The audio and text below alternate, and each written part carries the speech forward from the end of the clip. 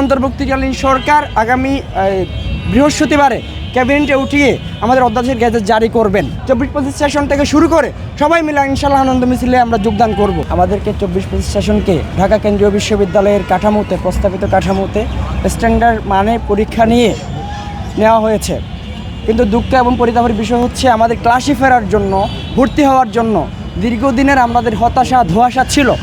অবশেষে সব ধোঁয়াশা হতাশাকে কাটিয়ে আমরা 1 তারিখ থেকে ক্লাস শুরু করেছি, কিন্তু এখনও পর্যন্ত যে বিশ্ববিদ্যালয়ে আমাদেরকে ভর্তি করানো হয়েছে সে বিশ্ববিদ্যালয়ে অধ্যাদেশ এখনও জারি করা হয়নি। আমাদের এখনও সংকট সঞ্চয় রয়ে গেছে যে আমরা অধ্যাদেশ জারি করবে কিনা। আমরা বিভিন্ন সূত্রে জেনেছি যে জানুয়ারির ফার্স্ট উইকে অধ্যাদেশ যাওয়ার কথা, না পারলে সেকেন্ড উইকে সর্বোচ্চ যেতে পারে।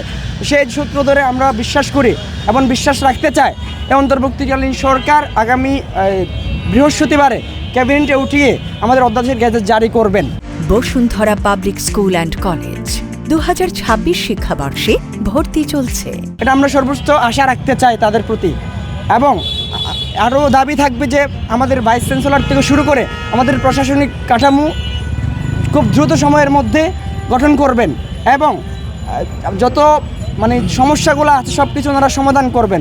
এখনও পর্যন্ত আমাদের পরীক্ষা নিয়ন্ত্রক নেই, আমাদের রেজিস্টার নেই, আমাদের রেজিস্ট্রেশন পর্যন্ত এখনও হয়নি। খুব দুঃখ এবং পরিতাপের বিষয়। আমরা চাই না এই গ্লানি নিয়ে আর বাঁচতে। আমরা চাই আমাদের অধিকার, আমরা চাই আমাদের পরিচয়, আমরা চাই আমাদের বিশ্ববিদ্যালয়ের অধিকার, আমরা চাই আমাদের শিক্ষার অধিকার।